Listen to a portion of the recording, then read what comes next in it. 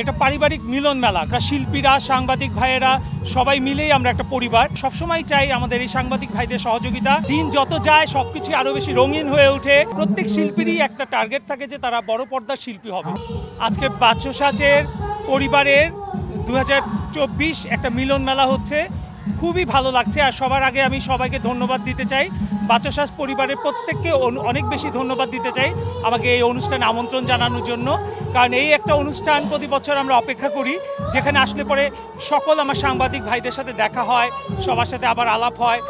সারা বছর যাদের সাথে দেখা হয় না, তখন এইখানে দেখা হতে এটা একটা মিলন মেলা পরিবেশ, সব মিলিয়ে ভীষণ ভালো লাগে। আমি বলবো যে এটা পারিবারিক মিলন মেলা, কারণ আমরা সবাই পরিবার। আমরা শিল্পীরা, সাংবাদিক ভাইয়েরা সবাই মিলেই আমরা একটা পরিবার। তো সবাই মিলে যখন একদিন একত্রিত হওয়া যায়, সেই দিনটা আসলে অনেক বেশি আনন্দময় পরিবেশ হয়ে ওঠে।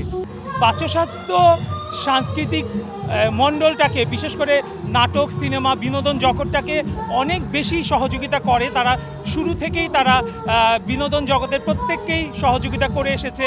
আমাদের আগেও যারা সিনিয়র শিল্পী ছিলেন তাদেরকেও তারা তুলে ধরেছেন, তাদেরকে খুব পজিটিভলি জনগণের কাছে, দর্শকের কাছে তুলে ধরেছে। এটা একটা অনেক বড় ব্যাপার, কারণ এখনের চাইতে তখন আরও বেশি কঠিন ছিল দর্শকের কাছাকাছি একটা শিল্পীকে পৌঁছে দেওয়া। সেই দায়িত্বটা বাচ্চসাজ পরিবারই সবসময় পালন করে আসছে, এখনও তারা একনিষ্ঠভাবে সেই দায়িত্বই পালন করছে। আমরা শিল্পীরা সবসময় চাই আমাদের এই সাংবাদিক ভাইদের সহযোগিতা, সেটা আমরা পেয়ে আসছি এবং আগামীতেও পাবো, সেটাই আশা করি। দিন যত যায় সবকিছু আরও বেশি রঙিন হয়ে ওঠে।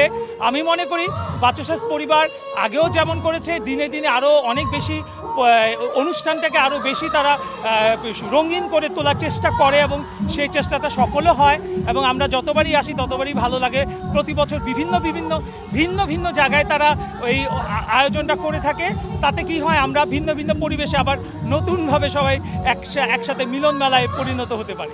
এটা আসলে প্রত্যেক শিল্পীরই যার যার একেবারেই পার্সোনাল ব্যাপার।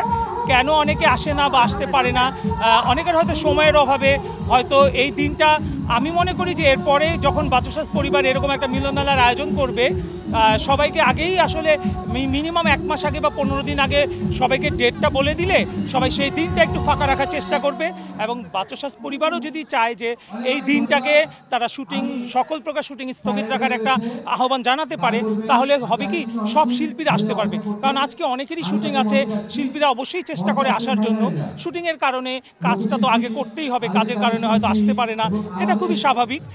কিন্তু আমি চাই যে সবাই আসুক, এখানে আসলে পরে ভালো লাগবে। আমি জানি, আমি এসে আমার নিজের ভালো লাগছে। আমি আহ্বান জানাবো নেক্সট আয়োজনে, আর বা যারা আসতে পারেননি তারা অবশ্যই আসবেন, তাহলে আপনাদের সবার অনেক ভালো লাগবে।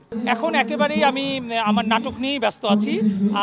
মানে এর মধ্যে আমার 2টো সিনেমা অলরেডি শুটিং, ডাবিং সব কমপ্লিট। একটা হচ্ছে প্রিয়ারে, পূজন মজুমদার পরিচালিত, এটাতে কৌশানী আছে, শান্ত খান আছে। আর একটা হচ্ছে আমার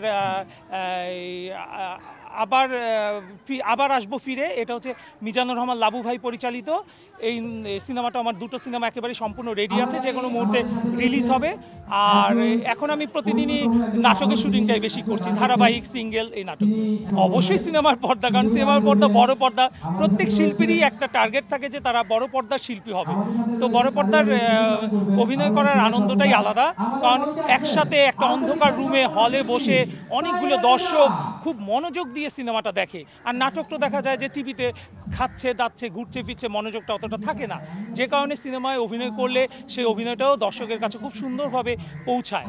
সেজন্য আমাদের সবারই টার্গেট আসলে সিনেমায় বড় পর্দায় অভিনয় করা।